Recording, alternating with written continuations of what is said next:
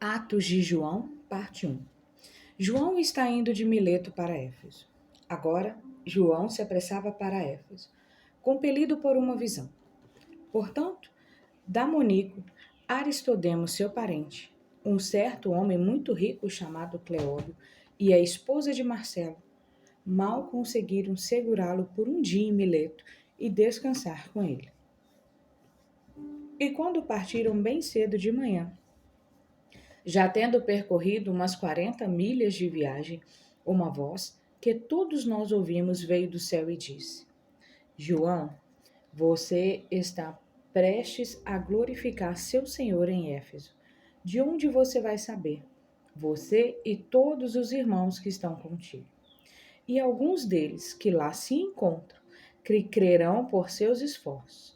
João então refletiu, se alegrou sobre o que deveria acontecer, encontrar com ele em Éfeso.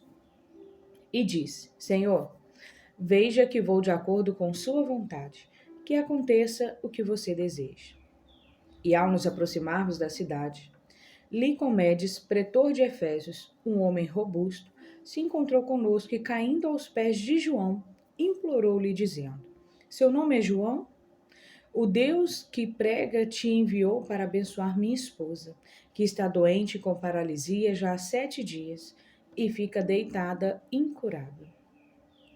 Mas glorifique ao seu Deus curando-a e tenha compaixão por nós. Mas quando eu estava pensando no que fazer a respeito disso, alguém se aproximou de mim e disse: Licomedes, esqueça essa ideia que te atormenta, pois ela é maligna, dura.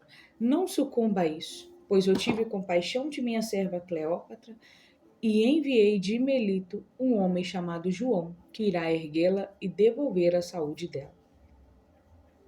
Não demore, portanto, ao servo do Deus que se manifestou a mim, mas se apresse até minha esposa, que não faz nada além de respirar. E imediatamente João saiu pelo portão com os irmãos que o acompanhavam e Licomedes até sua casa. Mas Cleóbio disse a seus rapazes: Procurem meu parente Calipto, se acomodem e se divirtam com ele, pois eu vim até aqui com seu filho para encontrarmos tudo em ordem. Agora, quando Licomedes entrou com João na casa onde estava sua esposa, ele novamente o agarrou pelos pés e disse: Veja, Senhor, a beleza murchar. Veja a juventude. Veja a famosa flor que é minha esposa, pela qual toda Éfeso se maravilhava. Pobre de mim, pois sofri com inveja, fui humilhado, os olhos de meus inimigos me atingiram. Eu nunca fiz mal a ninguém, embora eu tenha machucado muitos, pois eu antes observava isso mesmo e tomava cuidado para que não visse nenhum mal ou nenhuma desgraça como essa. Então, o que Cleópatra ganha com a minha ansiedade? Qual vantagem obtive por ter sido um homem devoto até hoje? Nada. Sofro mais que os ímpios quando te vejo, Cleópatra, deitada nessa situação. O sol em seu curso não me verá mais conversar com você. Irei na sua frente, Cleópatra, e me livrarei da vida. Não pouparei minha própria segurança, embora ainda seja jovem. Me defenderei perante a justiça por ter desertado justificadamente, pois posso condená-la como a julgar injustamente. Me vingarei dela quando aparecer em sua frente como um fantasma da vida. Eu direi a ela: Você me obrigou a abandonar a luz quando me roubou a Cleópatra. Você fez com que eu me tornasse um cadáver quando me mandou essa desgraça. Você me forçou a insultar a providência, amputando minha alegria de viver, minha confiança. E Licomedes, falando com Cleópatra com ainda mais palavras, se aproximou da cama e gritou, lamentando. Mas João o puxou e disse: Para de se lamentar e de dizer essas palavras sem cabimento. Você não deve desobedecer a ele que te apareceu, pois saiba que receberá sua esposa novamente. Portanto, seja firme conosco que viemos até aqui por causa dela e ore ao Deus que se manifestou a você em sonhos como você viu. Então, o que há com você, Licomedes? Acorde você também e abra a sua alma. Livre-se de seu pesadelo, implore ao Senhor, suplique a Ele por sua esposa e Ele a levantará. Mas ele caiu ao chão e lamentou, desmaiando. E, evidentemente, pelo que segue, que Nicodemos morreu, embora o texto não o diga. Algumas palavras devem ter se perdido. João então disse em lágrimas: Lamento pela nova traição de minha vida, pela nova tentação que me foi preparada, pela nova armadilha daquele que planeja me destruir. A avó dos céus que veio sobre mim no caminho inventou isso para mim?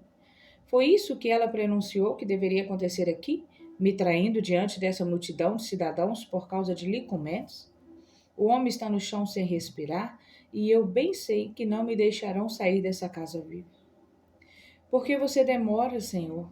Ou o que você vai fazer? Por que você nos negou sua boa promessa? Eu te imploro, Senhor, não dê ao que se alegra com o sofrimento alheio motivo para se regozijar. Não dê ao que zomba de nós motivo para dançar. Que seu santo nome e sua misericórdia se apressem. Levante a esses dois mortos, pois a morte dos quais depõe contra mim. Enquanto João gritava, a multidão da cidade dos Efésios correu para a casa de Licomedes ao ouvir que ele estava morto. E João, ao ver a grande multidão que havia chegado, disse ao Senhor: Chegou a hora de alívio e consolo para contigo, ó Cristo. Chegou a hora dos doentes receberem a sua ajuda, ó médico que cura gratuitamente. Que minha entrada nesse lugar não seja objeto de zombaria. Eu te imploro, Jesus, socorra esta multidão para que venha te conhecer, Senhor de todas as coisas. Veja a aflição, veja esses que estão aqui deitados. Prepare até mesmo deles que estão reunidos com esse propósito, vasos sagrados para teu serviço, quando eles verem tua dádiva. Pois você mesmo disse, ó Cristo, peça e te será dado. Nós, portanto, te pedimos, ó Rei, não ouro, não prata, não substâncias, não posses, nem nada perecível que esteja sobre a terra, mas 2 almas, pelas quais você converterá aqueles que estão aqui para o seu caminho, para o seu ensinamento, para a sua liberdade, confiança, para a sua excelente ou infalível promessa. Pois quando perceberem que os mortos são ressuscitados, serão salvos alguns deles. Faça assim então, portanto, e dê esperança aos que confiam em você. Então, vou até Cleópatra e digo: levante-se em nome de Jesus Cristo. E ele veio até ela, tocou sua face e disse: Cleópatra, ele que é temido por todos os governantes, por todas as criaturas e poderes, pelo abismo, por toda a escuridão, pela morte que não sorri, pelas alturas dos céus, pelos círculos do inferno, pela ressurreição dos mortos e a visão dos cegos, por todo o poder do príncipe deste mundo e pelo orgulho do governante, disse: levante-se, e que esta não seja uma ocasião para os que não querem acreditar ou uma aflição para as almas que conseguem confiar e serem salvas. E Cleópatra imediatamente exclamou em alta voz: Eu me levanto, ó mestre, salve tua serva. Agora, 7 dias após ela ter se levantado, a cidade dos Efésios se emocionava com a visão não antecipada. E Cleópatra perguntou sobre seu marido Licomedes, mas João disse a ela, Cleópatra: Se você mantiver sua alma imóvel e firme, logo terá seu marido Licomedes aqui ao seu lado. Se ao menos você não se perturbar com o que te aconteceu, crendo no meu Deus, que através de mim fará com que ele viva. Venha então comigo para seu outro quarto de dormir, e você verá de fato um cadáver, mas ressuscitado pelo poder do meu Deus.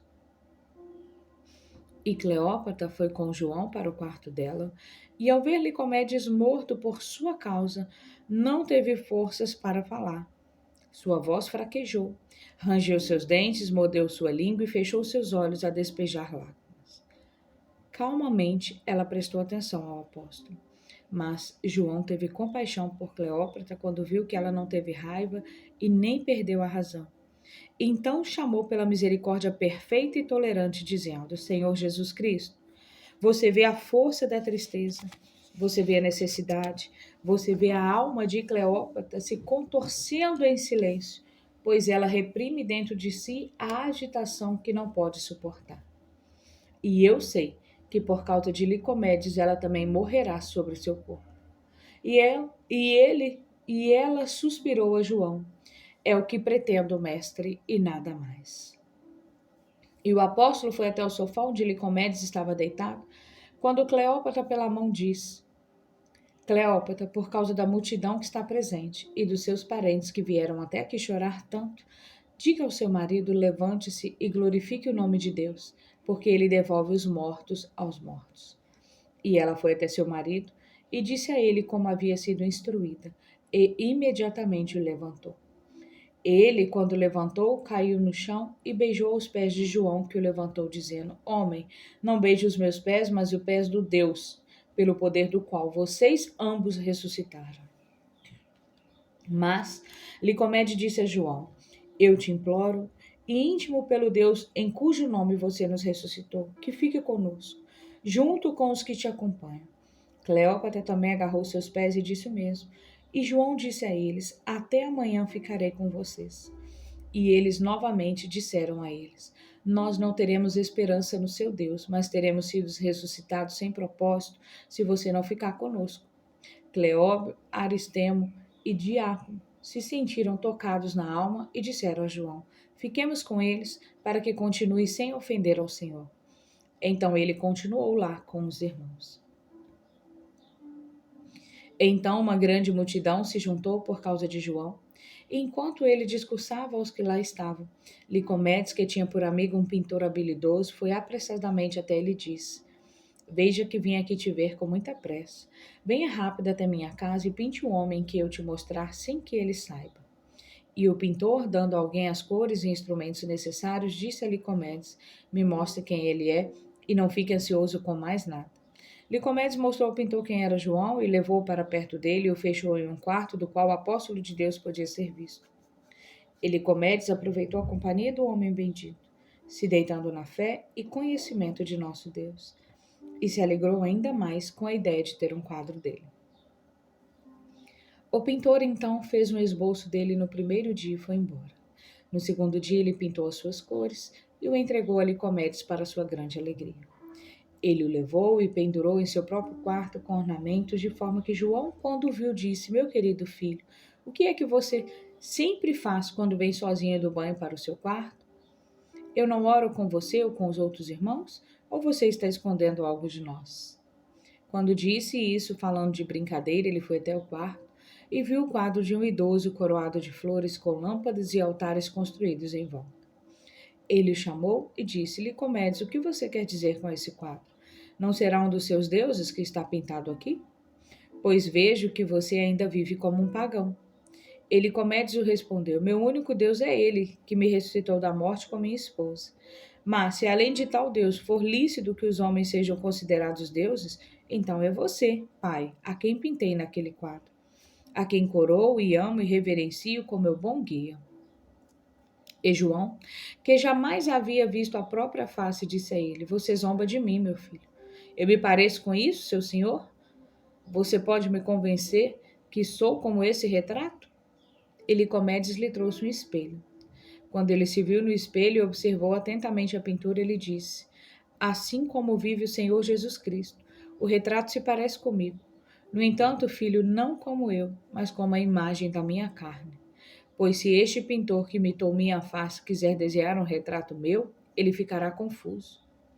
As cores que agora te são entregues, as tábuas e gessos, e cola, e a posição de minha forma, a idade avançada e a juventude, e todas as coisas vistas pelos olhos. Mas, a meu ver, você se tornou um bom pintor, Licomedes. Você tem cores que ele te entrega através de mim, que nos pinta a todos para si, o próprio Jesus, que conhece as formas, aparências, posturas, disposições e tipos de almas.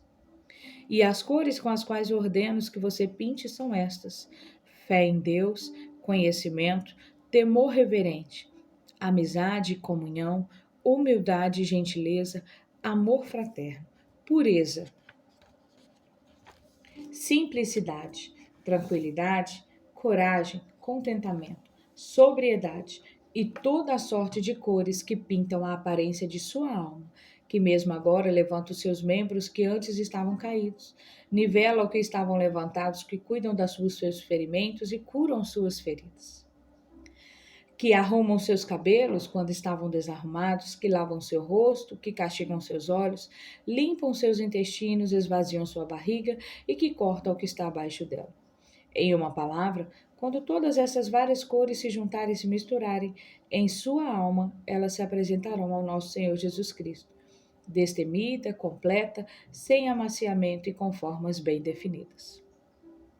Mas isso que você fez agora é algo infantil e imperfeito. Você desenhou a aparência morta dos mortos. Não há perda necessária de texto nesse ponto, mas é possível que algumas sentenças tenham sido omitidas. A transição é brusca e o novo episódio não possui, como em outros lugares, um título próprio. E ele deu ordem a Bero, o irmão que cuidava dele, que reunisse as mulheres idosas de toda Éfeso, e preparou ele, Cleópatra e Licomedes, todas as coisas que precisariam. Vero então foi até João e disse: das mulheres idosas com mais de 60 anos de idade, só encontrei 4 com boas condições físicas. Quanto às outras, algumas falta uma palavra, algumas com paralisia e outras doentes. Quando ouviu isso, João ficou quieto por um bom tempo, esfregou o rosto e disse: ó moleza, fraqueza dos habitantes de Éfeso, o estado de deteriorização, de fraqueza para com Deus. Ó diabo, que por tanto tempo zombou dos fiéis de Éfeso. Jesus que me dá a graça e o dom para que eu confie nele, me disse em silêncio: vá buscar as idosas doentes, venha, esteja com elas no teatro e as cure através de mim, pois há alguns deles que virão ver esse espetáculo, a quem converterei através dessas curas e usarei para certos propósitos. Agora, quando toda a multidão se reuniu diante de Licomedes, ele os mandou embora em nome de João, dizendo: amanhã venham ao teatro, todos os que quiserem ver o poder de Deus. E a multidão no dia seguinte, enquanto ainda era noite, foi ao teatro. Até o procônsul ficou sabendo, e foi correndo ao sentar-se no meio do povo. Um certo pretor, Andromeu, que naquele tempo era o Éfeso mais importante, afirmou que João havia prometido coisas impossíveis e incríveis. Ele disse: mas se ele for capaz de fazer essas coisas das quais ouço falar, que ele venha até o teatro quando estiver aberto, nu, sem nada em suas mãos, e nem deixe que ele use aquele nome mágico que ouvi ele proferir. Então João, tendo escutado e se comovido com tais palavras, ordenou que as mulheres idosas fossem levadas ao teatro. Quando todas foram colocadas lá no meio, algumas deitadas em sua cama e outras no sono profundo, com toda a cidade reunida em volta, houve um grande silêncio. E João abriu sua boca e começou a dizer: vocês, homem de Éfeso, primeiro aprendam o porquê de eu estar visitando sua cidade. Ou o que é esta grande confiança que tenho em vocês? Confiança que tenho com vocês. Para que se torne evidente a esta reunião geral e a todos vocês, ou para que eu me torne evidente a vocês. Eu fui enviado, no entanto, em uma missão que não foi ordenada por homens, e não em uma jornada fútil. Também não sou um vendedor que faça trocas e negociações, mas Jesus Cristo, que proclama a vocês, compassivo e gentil, deseja me usar para converter a todos vocês que são descrentes e apegados a desejos maldosos, e os libertar do erro. Por seu poder, eu fundirei até mesmo a descrença de seu pretor, quando eu erguer a elas que estão deitadas diante de vocês, à vista de todos, não obstante sofrimento ou doença que as aflinja. Eu poderei realizar tal feito. Confundir Andrônico, se elas perecerem, portanto, elas serão curadas. Mas eu quis primeiro semear isso em seus ouvidos, que vocês devem cuidar de suas almas, pelas quais eu vim até vocês, e não esperem que esse tempo dure para sempre. Pois isto é apenas um breve momento. E não juntem tesouros na terra, onde todas as coisas se apagam. Não pensem vocês que têm filhos, que podem descansar sobre eles, e não tentem, por causa deles, trapacear e ir longe demais. Nem vocês que são pobres se aborreçam por não ter com o que satisfazer os seus desejos, pois os homens ricos os consideram felizes quando adoecem. Nem vocês que são ricos se alegrem por ter tanto dinheiro, pois por ter tantas coisas vocês conseguem uma infelicidade duradoura quando as perdem. Além do mais, enquanto cheios de posses, vocês temem que alguém os ataque por causa delas. Também vocês que ostentam a boa forma de seus corpos e se vangloriam verão o fim de seu propósito no túmulo. Vocês se alegram no adultério, saibam que tanto a lei como a natureza se vingarão de vocês, acompanhados da consciência. E você, adúltero, inimiga da lei, não tem ideia para onde irá no final. Vocês que não compartilham com os necessitados, mas acumulam dinheiro, quando participem deste corpo, não precisarem de misericórdia ao queimarem no fogo, não terão ninguém que sintam pena de vocês. Vocês são raivosos e cheios de paixões, saibam que conversam como os animais selvagens. E vocês, ébrios e arruaceiros, saibam que perdem a noção das coisas, quando escravizados por seu desejo sujo e vergonhoso. Vocês que se alegram com ouro e se deleitam com marfim e joias, ao cair da noite não podem admirar o que amam? Vocês que são derrotados por roupas macias, quando forem embora dessa vida, como as aproveitarão no lugar para onde vão? E que o assassino saiba que o castigo que merece está à sua espera em dobro depois que partir daqui. Da mesma forma, vocês que são envenenadores, ladrões, trapaceiros, sodomitas, gatunos e tantos quanto forem de tal feitio, finalmente chegarão, levados por suas obras, ao fogo insaciável, às trevas absolutas, ao poço do castigo e aos tormentos eternos. Portanto, homens de Éfeso, se arrependam, sabendo também que os reis, governadores, tiranos, ostentadores e todos que conquistaram nas guerras, despidos de tudo quanto partiram daqui, sofrem dores habitando na miséria eterna. Depois de dizer tais coisas, João curou todas as doenças pelo poder de Deus. Esta sentença deve ser um sumário de uma narrativa muito mais longa. O manuscrito não indica uma interrupção neste ponto, mas devemos supor uma considerável perda de texto. Por exemplo, Andrônico, até aqui um descrente, aparece como convertido algumas linhas abaixo. Agora ele é, como veremos mais tarde, marido de uma importante devota, Drusiana, e as conversões dele e dela teriam sido contadas com alguma minúcia, e não duvido que, entre outras coisas, havia um discurso de João a convencê-los a viver de forma regrada. Continuação. Agora os irmãos de Mileto disseram a João: Nós já estamos em Éfeso por muito tempo. Se você gostar da ideia, vamos para Esmirna, pois já se ouve que as obras poderosas de Deus também chegaram lá. E Andrônico disse a eles: Quando o mestre quiser, então vamos. Mas João disse: Vamos primeiro até o templo de Artemis, pois se aparecermos por lá, é possível que lá também encontraremos os servos de Deus. Então, após 2 dias, foi o aniversário do ídolo do templo. João, portanto, quando todos estavam vestidos de branco, sozinho vestiu roupas pretas e entrou no templo. Eles o levaram e tentaram matá-lo. Mas João disse: Vocês são loucos por me atacar. Um homem servo do único Deus. E ele subiu em uma plataforma elevada e disse a eles: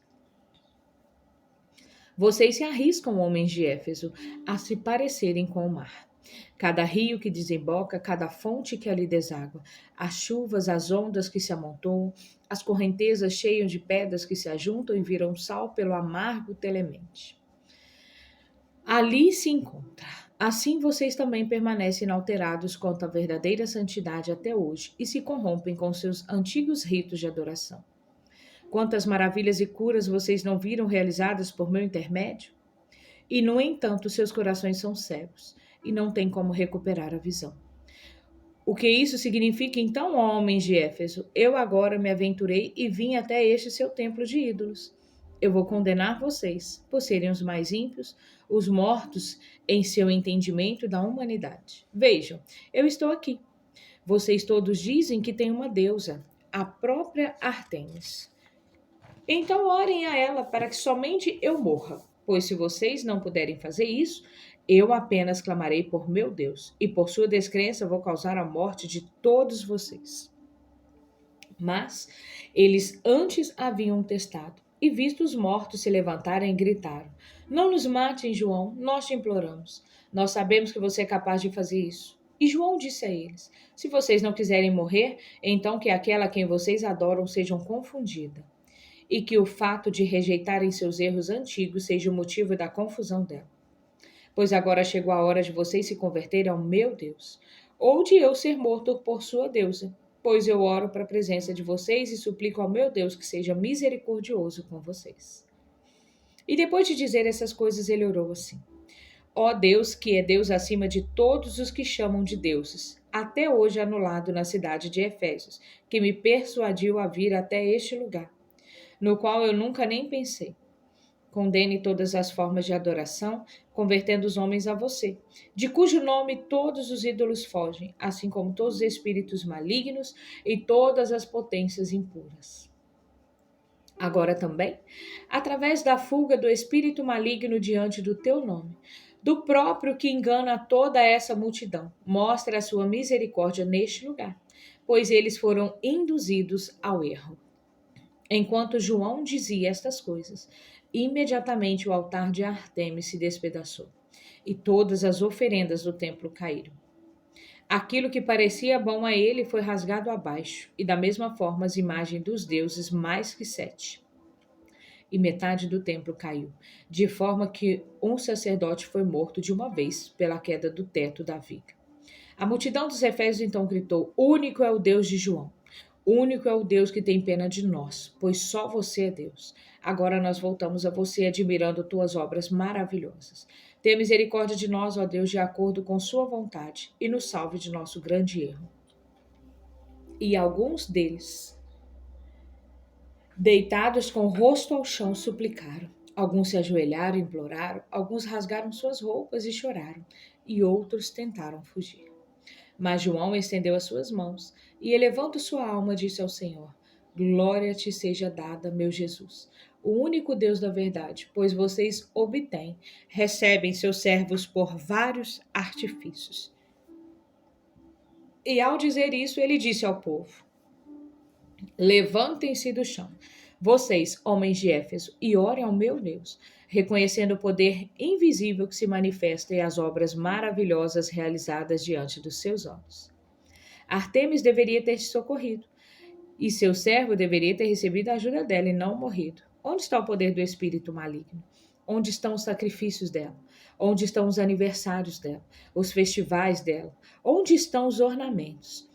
Onde está toda a feitiçaria e envenenamento, bruxaria que aqui é, irmão?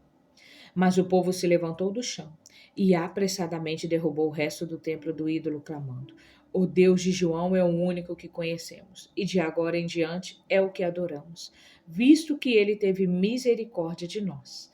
E quando João desceu de lá, muitos o seguraram, dizendo: Nos ajude, João, nos dê assistência para que não pereçamos em vão.